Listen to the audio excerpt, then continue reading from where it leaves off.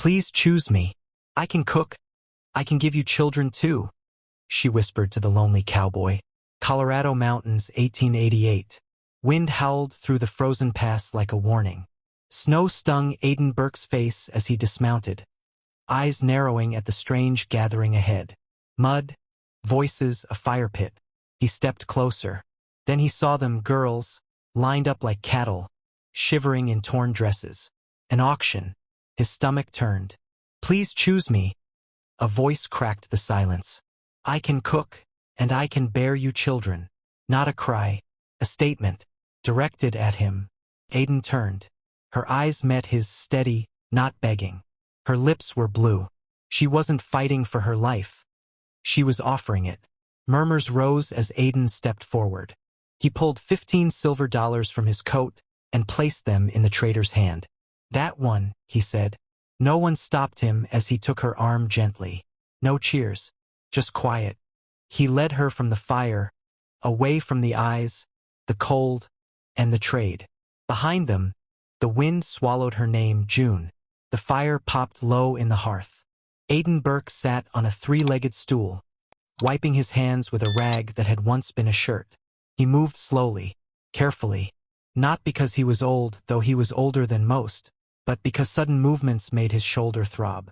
A scar ran through the joint like someone had taken a hot knife to his flesh. War did that, not just to bodies, but to years. His cabin sat below the white cliffs, where the sun took longer to rise and longer to leave. Horses liked the quiet, and so did he. A man alone leaves little mess behind. One table, one chair, cot by the window. No ornaments, no visitors, no photographs. Folks in Schaefer Creek whispered about Aiden, said he'd come back from the war with shadows in his eyes, that he buried his brother's bones in foreign dirt and hadn't smiled since. They weren't wrong. He had fought beside his brother in Tennessee and held him in the mud when the shell took most of his chest. Aiden hadn't screamed, just pressed his hand over the wound and waited with him, whispering Psalm 23 until the light in his brother's eyes faded. He never joined another regiment. The war ended, but Aiden didn't return to a parade. He rode west and built this cabin with a hammer and grief. He told himself the horses needed him. That timber and firewood gave the day meaning. That splitting kindling and tending fences was enough. Women in town said he was polite, but too quiet. When the preacher's daughter once tried to bring him pie, he thanked her and closed the door. She cried on the way home, and no one tried again. He had no family left. No friends either. But he had his land. The cliffs. The quiet. Until the auction. He hadn't planned to stop. Snow was coming, and his saddlebag was heavy with flour and oats. But smoke had drifted from the trees, and he heard the crack of laughter. The wrong kind. He dismounted and followed it. That's where he saw the fire pit. The girls. The man with teeth too white and coat too fine. A barrel for coins. A switch for the stubborn. June didn't look stubborn. She looked cold, but not broken. When she spoke, "Please choose me." It wasn't shame in her voice. It was clarity. Her eyes didn't beg. They searched, measured, and something in Aiden moved. He hadn't touched a woman since the war. Not held one. Not kissed one. But the sight of her, barefoot in the snow, lips cracked, hands tied, ignited something old and dangerous in him. Not desire, responsibility. He handed over 15 silver dollars. More than she was worth, the trader had laughed. But Aiden hadn't responded. Now, she sat in his chair, wrapped in his wool blanket, staring at the fire like it might vanish. He brought her stew, venison, and wild potato. She didn't thank him, just ate, slow and steady, eyes flicking to his every movement. When she finished, he stood by the door. "You take the bed. I'll stay in the barn." Still no reply, but she nodded once, and that was enough. He left her there, with the warmth and the firelight and the silence. Outside, snow had begun to fall again. Aiden lit a lantern and entered the barn. The horses stirred but settled quickly. He lay down on the straw and listened to the wind batter the walls. He'd done a good thing, hadn't he? But his brother's voice came back to him then. The last thing he ever said. It don't matter if you're right, Aiden. It matters if you're ready. And Aiden Burke knew, as sure as snow was cold and rifles were loud, that this wasn't the end. It was the beginning. June didn't speak that first night. She curled into the corner of Aiden's bed, wrapped in the wool blanket he'd left behind, her eyes fixed on the fire as if willing it to outlast the dark. Outside, the wind scraped against the window panes, carrying the weight of unsaid things. She didn't cry. She didn't ask questions. But she didn't sleep either. Aiden listened from the barn, wrapped in a horse blanket, his eyes trained on the rafters above. He could feel her presence through the logs that separated them. A quiet heartbeat in the night, stubborn and strong. The next morning, she had swept the floor. By noon, she'd found the flour sack and started kneading bread. He came in from chopping firewood, snow thick on his boots, and stopped at the door. She didn't look up from the table. "You don't have to do that," he said quietly. "I know," she replied, fingers working the dough like it owed her something. "But I need something to do." There was no trembling in her voice, just grit. He nodded, took off his coat, and tended the stove. For hours they said nothing more. But that day, she baked 2 loaves of bread. One she set on the table for him. The other she tucked carefully into a cloth and set aside, just in case. That became the rhythm. June cleaned, sewed, cooked. She never asked to stay. Aiden never asked her to leave. He slept in the barn, even as temperatures dropped. When she caught him limping one morning from a frozen night, she said, "There's space on the floor." He said nothing. The next night, he laid a blanket near the hearth and didn't argue. She never asked why he helped her. He never asked where she came from. But answers, in their own way, started to arrive. One night, just as dusk settled over the cliffs, she handed him a piece of paper. Folded, creased, a sketch, sharp cheekbones, a narrow scar across the upper lip, eyes that cut like broken glass. "His name's Blake," she said. "Says he's half Cherokee. Carries a Bible he never reads and a whip he never sets down." Aiden studied the drawing, then folded it and slipped it into a drawer. "He's the one who sold you?" "No," she said, her voice dry. "He's the one who promised I'd be his wife, that we'd ride west." I believed him. Her gaze didn't flinch. "Then one morning I woke up in a wagon with 6 other girls. We weren't riding west. We were for sale." Aiden didn't speak. He didn't need to.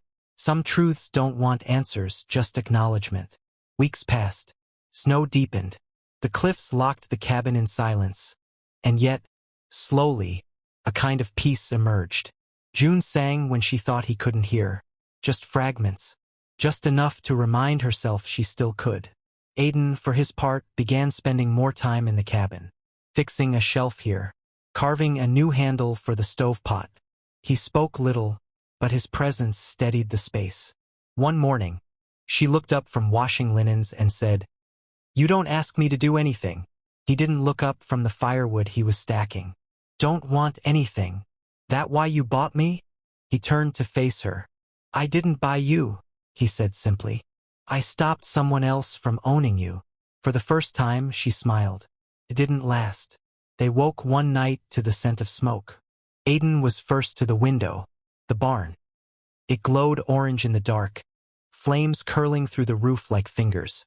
"My horses," he muttered, grabbing his boots.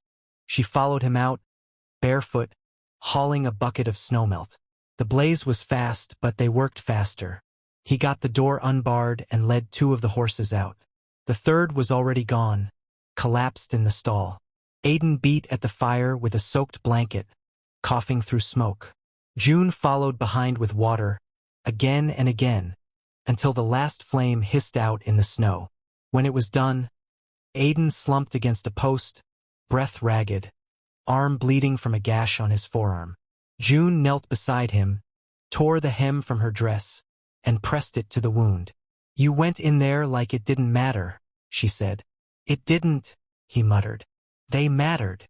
She wrapped the cloth tight, her hands stained with ash.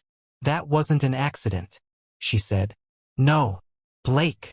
Aiden nodded once. They found tracks by the river the next day. Boot prints. 2 sets. One heavy, one lighter. One of them limped. "He's close," June said. "Not alone," Aiden added. She didn't speak, but her shoulders straightened. They spent that night fortifying. Windows nailed shut. Snow shoveled into barrels in case of another fire. June took down the old rifle hanging above the hearth and cleaned it with the same care she'd shown the bread bowl. When Aiden came in from setting traps, she was seated at the table, oiling the rifle. "You shoot?" he asked. She nodded. "Taught myself with birds. Never hit one, but I scare easy." "That'll do." He warmed the stove. She brought him tea. They sat in silence until she finally asked, "You been in love before?" Aiden didn't answer right away. "Once," he said at last. "Long time ago. She married someone else. Said I'd never come back from the war." "Did you?" He looked at her. "I came back." "That's not what I asked." He didn't answer again. The next day brought new trouble. A rider came into the clearing, a tall man with a long coat, badge pinned to his chest. 2 others behind him, both carrying rifles. They stopped 30 feet from the door. Aiden stepped outside with his own rifle cradled but low. "Name's Marshall Crane," the rider said. "You Aiden Burke?" "I am. We've had word. A man's been poking around Schaefer Creek. Says he lost something. Describes a girl. Mixed blood. Black hair. About 5'3". Last seen being walked away by a man who fits your size and scars." Behind Aiden, June stepped into the doorway. The marshal's eyes landed on her. "You June?" "I am." "You all right, ma'am?" "I wasn't," she said. "I am now." Marshal Crane nodded. "That man, Blake, he's not a stranger to us. Been trouble across 4 counties. Ran 2 girls off in Dry Gulch. Left a boy dead in Sand Hollow." "What do you want?" Aiden asked. "I want him," the marshal said. "I've got men posted 3 miles from here. We think he'll come for her." Aiden looked at June. She met his eyes without flinching. "We're ready," she said. That night they waited. Rifles by the door. Lanterns darkened. Marshal Crane and his men set up in the woods. The fire burned low, but the tension burned hotter. Aiden sat near the door, watching shadows stretch across the snow. June sat beside him, her hands wrapped around a cold cup. "If something happens to me," he started. "No." He turned to her. "You don't even know what I was going to say." "I don't need to," she said. "Nothing's going to happen to you." And then she reached out, slow, steady, and placed her hand over his. He didn't move, didn't speak, but he didn't pull away. Outside, the wind carried the scent of gunpowder and pine. Trouble was coming. But for the first time in a long time, neither of them felt alone. They rose before dawn. Snow had fallen again overnight, smoothing the world into silence. Aiden stepped outside and studied the trail. No new tracks, no wind, just stillness thick and unnatural. Inside, June stoked the stove. She baked biscuits, packed strips of dried meat, and boiled coffee. When she handed him the tin cup, her hand brushed his. "You slept?" he asked. "Some." "You dream?" She shook her head. "Didn't need to." The marshal arrived just past sunrise. His coat was frosted, his beard rimed with ice. He brought news. "They've been seen," he said.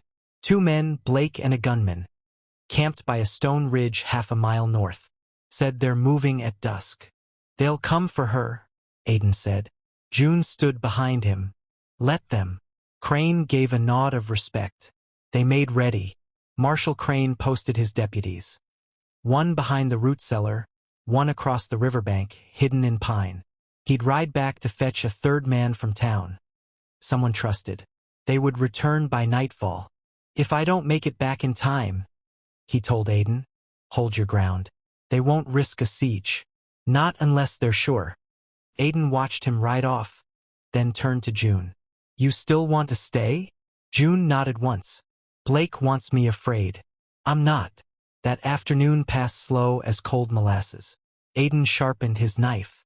June oiled the 2nd rifle, the one he'd kept wrapped in canvas behind the chimney. They said little, but each glance shared more than speech could. By dusk, the cabin was silent. The windows were boarded, lamps doused, rifles loaded. The kettle stayed warm on the stove, untouched. Then the wind changed. A single knock landed on the door. Not hurried, not loud, just certain. Aiden stood, rifle at his side. June's breath caught. She looked toward the wall, then toward him. Another knock. "Mr. Burke," came the voice through the door. Smooth, familiar, almost charming. "I'd be obliged if we had a word." "Speak," Aiden said. "I'd rather see you. This feels impersonal." June took a slow step toward the fireplace and picked up her rifle. She knelt behind the table. Aiden raised his voice. "Say what you came to say." "All right then," the voice replied. "I came for what's mine." "June." "She's not yours," Aiden said. A pause. "You paid $15 for her. I gave her 2 years of promises. You tell me which debt weighs more." June rose slowly and called through the door. "I'm not a debt." Blake chuckled. "Sweetheart, that wasn't personal. You were a deal. The world makes deals. I made you one. You broke it." June didn't reply. "Here's how this goes," Blake said. "You open the door. We ride out. Quiet. Easy. He keeps his cabin. You keep your life. Or we burn it down. Like the barn." Aiden stepped to the door. "I don't make deals with slavers." "I'm not a slaver," Blake replied. "I'm a businessman. I offer escape. Better than the reservation. Better than mining towns. I give girls a chance to survive. By selling them. By placing them," Blake said. "With men who feed them. Shelter them. Don't beat them too hard. Don't you play high horse, Burke. You bought her same as they did." June stepped beside Aiden. "I spoke to him," she said. "He didn't speak first. He didn't offer a deal. He offered me a choice." Silence. Then Blake's voice again, colder. "Last chance." Aiden looked through a crack in the wood, caught a flash of a man in a black hat, another standing behind him, rifle in hand. Then a sound, soft, deliberate. A shot cracked from the trees. Wood exploded above the doorframe. "Warning shot," came Marshal Crane's voice from the shadows. "Next one, don't miss." Shouts rang out. The second man ran for cover. Blake cursed and fired toward the trees. Snow scattered. June ducked low, rifle raised. Aiden kicked open the door and fired once. The shot hit the second man's shoulder, spinning him backward. "Back down," Crane called. "You're outgunned." But Blake wasn't a man who backed down. He pulled June's name into the wind like a blade. "You come out here, girl, or I come in there, and it won't be quiet." Then he fired. The shot shattered the window above June's head. Glass rained down. Aiden dropped, pulled her away, aimed. Then June stood. She stepped into the doorway, rifle steady, and fired once. The shot struck the beam over Blake's head, close enough to make him flinch. "Next one goes in your chest," she said. Then Crane stepped into the open, badge raised. "Blake Morton, you're under arrest for unlawful trafficking of persons, arson, and attempted murder." Blake turned toward him, gun half raised, and froze. 2 more riders crested the hill behind Crane. Deputies, rifles drawn. "Drop it," one of them said. Blake looked at June. "Aiden." Then let the gun fall. The second man, groaning, crawled into the snow. Crane cuffed Blake and pulled a leather pouch from his coat. Inside, a small ledger. "Ledgers don't lie," he said. "Names, ages, prices." He tossed it into the fire. Aiden stood with June in the doorway, breathing hard. It was done. Snow still clung to the shadows beneath the trees, but the thaw had begun. Ash from the barn fire mixed with the melt, streaking the yard in black. The cabin stood scorched, but intact. Smoke no longer rose from the chimneys.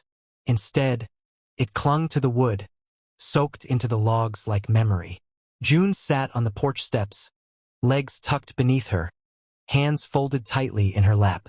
Her eyes followed the wagon as it rolled down the path, creaking beneath the weight of Blake and the wounded gunman. Marshal Crane rode alongside, face hard as iron. Blake didn't speak. His mouth was swollen from where the deputy had struck him during the arrest. But that wasn't why he was silent. The cuffs spoke louder. And the fire that destroyed his ledgers, his empire of flesh, had finished the rest. When the wagon passed out of sight, June released a breath she hadn't known she'd held. She turned to Aiden, who stood nearby, his coat open to the wind, rifle slung across his back. "Is it really done?" she asked. Aiden's eyes didn't leave the trail. "No, but it started." Marshal Crane returned a few minutes later, riding up to them with papers folded in his gloved hand. "He'll be taken to Carson," Crane said, nodding to Aiden. "The charges are clear: unlawful trade in persons, arson, attempted murder, conspiracy. The other one'll face lesser charges if he lives. We'll see to it." June stood. "And the girls still out there?" Crane hesitated, then offered a tired sigh. "The names in that ledger match missing persons from half a dozen counties. Enough to open cases. It's going to take time." "Time," she echoed. Crane met her eyes. "You did what few could, Miss June. You stood your ground. We'll take it from here." She gave him a quiet nod, the kind that meant, "I hope you're right." He tipped his hat and turned his horse. They watched him disappear into the trees, the soft sound of hooves vanishing into the wind. Inside the cabin, the stove burned low. June gathered the last of the broken glass from the floor, wrapping it in old cloth. Her hands bore small cuts now, faint lines from that night. Aiden sat at the table, silent, mending the strap on his saddlebag. "You going to ride again?" she asked. He shook his head. "Just fixing what's broken." She looked around the room. "Not much left that isn't." He didn't answer. That night, she stayed by the hearth. He dozed near the window, rifle laid across his lap. They didn't speak much, didn't need to. The danger had passed, but neither of them felt safe yet. The next day, the town sent a boy with a letter. He handed it to Aiden, then stood awkwardly at the door until June gave him a biscuit and a quiet thank you. The boy left, and Aiden unfolded the paper slowly, brows tightening as he read. "What is it?" June asked. He handed it to her. "To Mr. Aiden Burke and Miss June. Your statement and materials received have resulted in formal charges across 5 territories. Names recovered from the destroyed ledger are being matched with prior complaints. Investigations are now active in Carson, Dry Gulch, Fort Marston, and Elbridge. A trial is scheduled for May 3rd. If you are willing, the court would welcome your testimony. Transportation and accommodation will be provided. Respectfully, Marshal Edgar Crane." June folded the paper carefully. "I have to go," she said. "You sure?"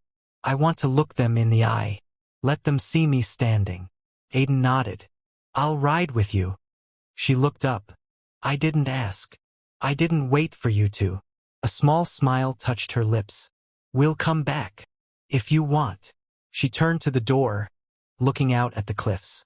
The horizon shimmered with snowmelt. "I do." The journey to Carson took 3 days. They rode side by side, with Aiden's pack horse carrying supplies. Nights were cold, but the frost didn't bite the same. They camped under stars, shared firelight and jerky and silence. It wasn't romance, not yet, but it was something more honest, something slow. Aiden told her about the war, about his brother who died in the dirt and the long, quiet rage that followed, about the town that tried to welcome him back but didn't know how.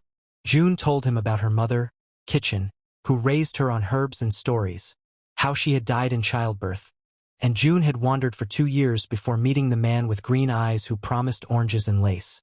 When she described the wagon, her voice grew tight, but Aiden didn't look away. He didn't interrupt.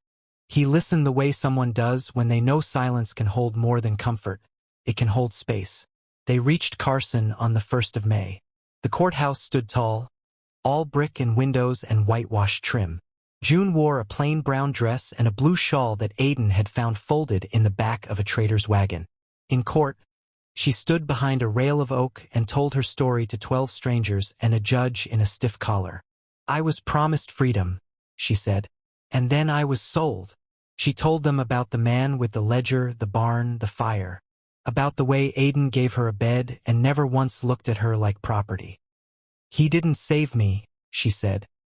"He let me save myself." Aiden was called after her. He spoke little. "She asked me to choose her," he said. "So I did." The jury returned a verdict in 2 hours. Blake Morton was sentenced to hang. His accomplice, the wounded gunman, was given 15 years. June had looked at him once, just once, during the trial.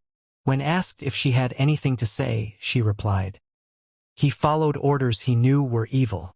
That's not innocence. That's cowardice." They left Carson the next morning. The road home was longer this time, but softer. The snow had melted completely. Wildflowers bloomed along the creek beds, yellow and purple and soft blue. On the second night, they camped near a bend in the river. June washed her hands in the cold water, then sat beside him at the fire. "Do you ever think it could have gone different?" she asked. He thought for a moment. "Could have walked past you, kept my money." She smiled faintly. "I wasn't asking about the auction." He looked at her. Really looked. "No," he said. "It couldn't have gone different." When they returned to Schaefer Creek, the cabin was still standing. The burn marks were fading. The new barn wall was halfway done. They unloaded the horses and swept the floor. June baked bread that evening, the way she had that first week. Aiden chopped wood until dusk.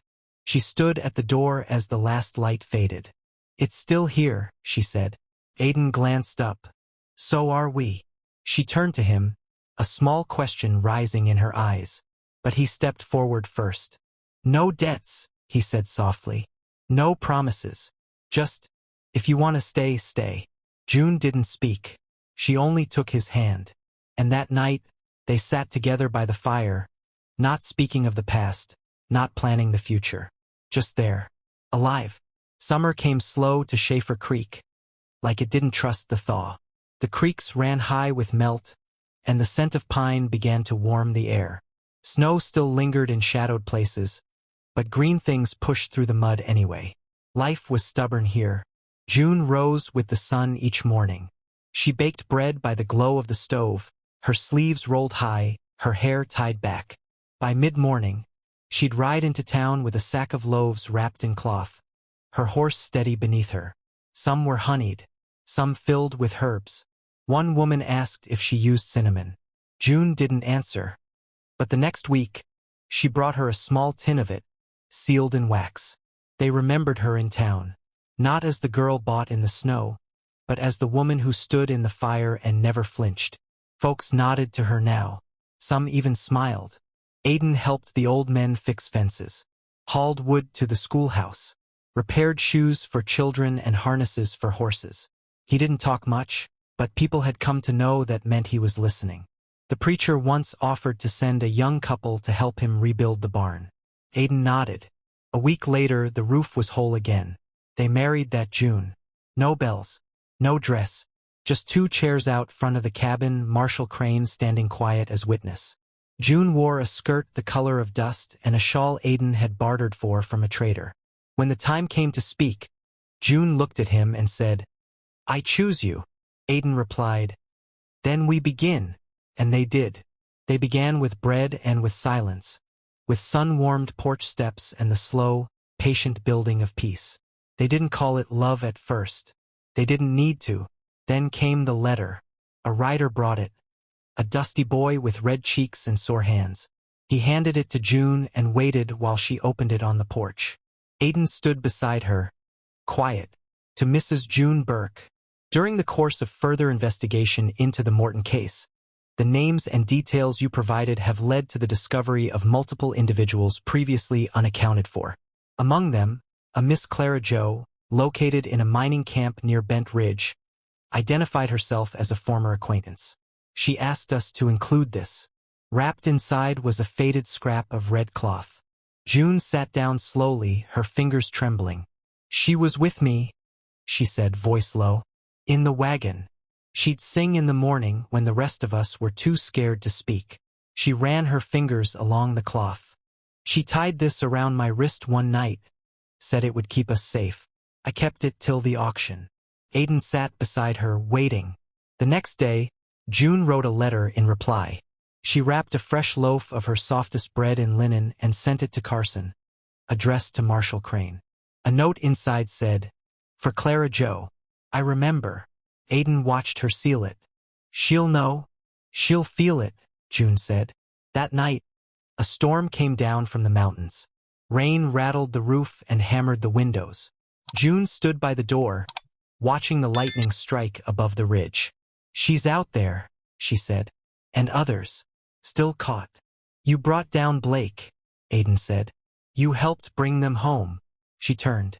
"Not all. Not enough." He didn't speak. Then she asked, quietly, "Would you ride with me?" Aiden didn't hesitate. Anywhere. They began to prepare. By autumn, they'd packed what they needed. Bread, salt, clean water, bandages. June stitched pouches for coins and thread. Aiden sharpened both rifles and mended the saddlebags. They told no one, but the town must have guessed. The morning they left, a child brought June a small bunch of dried lavender. "For luck," she said. They rode east first, Bent Ridge, then south toward Dry Gulch and Fort Marston. They asked questions in towns where people didn't want questions. They left coins with innkeepers and tokens with midwives. Sometimes they only stayed one night, sometimes longer. June found women in the shadows, sweeping floors, gathering laundry, avoiding eye contact.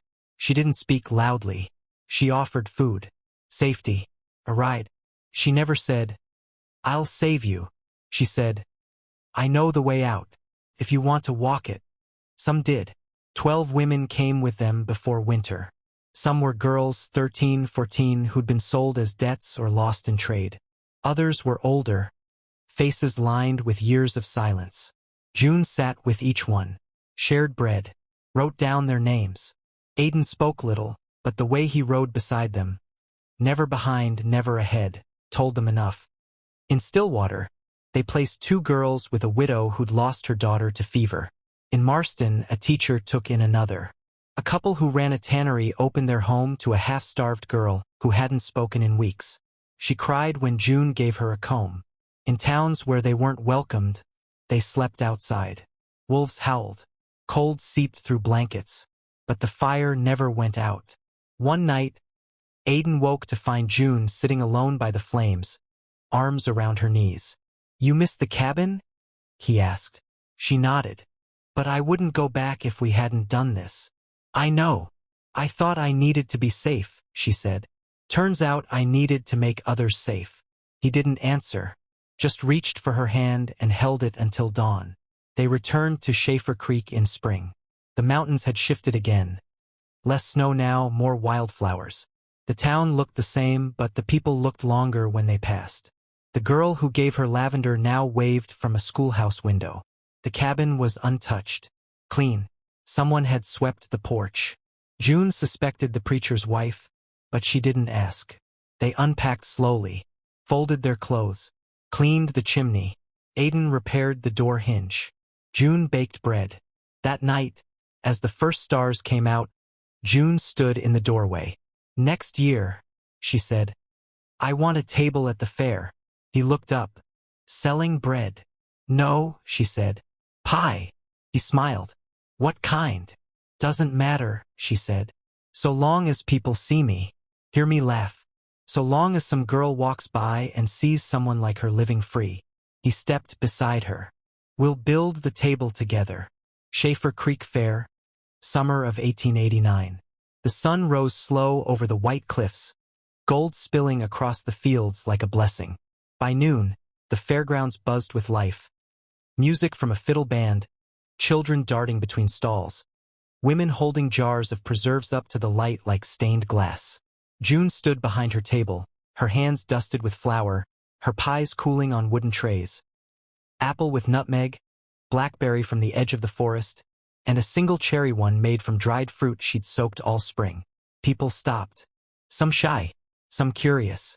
A girl no older than 10 watched from a few steps away. June caught her eye and smiled. "You hungry?" The girl nodded. Her dress was patched at the seams, and her hair hung loose down her back. June reached beneath the table and cut a small wedge of pie. No charge for brave girls, she said, placing it in the girl's hands. The child took a bite and let her eyes close. Then she whispered, "Thank you," and vanished into the crowd. Behind the table, Aiden lifted a crate of apples and set it near the side. "You'll run out at this rate," he said. "I'm counting on it." He gave a faint smile, then turned back toward the carpenter's stall, where he'd agreed to fix a broken wheel. His gait was slower now, not from pain but peace. The tension he used to carry in his shoulders had softened. Even his beard, once a scraggly mess of war and cold nights, had been trimmed back, neat. By late afternoon, June had sold all but 2 pies. One she'd saved for the children at the schoolhouse. The other sat beneath a linen cloth, warm still, waiting. Just before sunset, a small voice tugged at her skirt. "Mama!" June turned. Her daughter stood there, barefooted in the grass, her hair tied with a red ribbon. She looked up at June, eyes wide, holding a slice of bread in one hand. "Why did you choose Papa?" The question landed like a stone in still water. June knelt down slowly, brushing the crumbs from the child's face. "Because," she said gently, "he was the first man who didn't look at me like something to buy." The girl tilted her head. "He chose you." "Yes. And you chose him?" "I didn't just choose him," June said, voice soft. "I chose to be loved. The right way." The child thought for a moment, then asked, "Is that why we give food to people?" June smiled. "We give because we've had to ask. And when you've known hunger, you feed others different." In the distance, Aiden approached. He was carrying a carved stool and a small jar of jam a boy had traded him for help. He nodded to June, then knelt to pick up their daughter. She threw her arms around his neck and whispered something that made his eyes crinkle with joy. They stood like that for a moment, the 3 of them, framed in the soft gold of a dying sun. June reached into the basket and handed Aiden the last slice of pie. He took it, then broke off a bite and held it to her lips. She accepted it. Slowly, deliberately, the crowd swirled on around them, horses, laughter, the sharp scent of pine from the ridge, but none of it touched that stillness. In the end, it wasn't the trials that defined them, nor the fire, nor the guns. It was this, a quiet moment, a pie cooling in the shade, a child's question, and a love built not in haste, but in truth. The past hadn't vanished.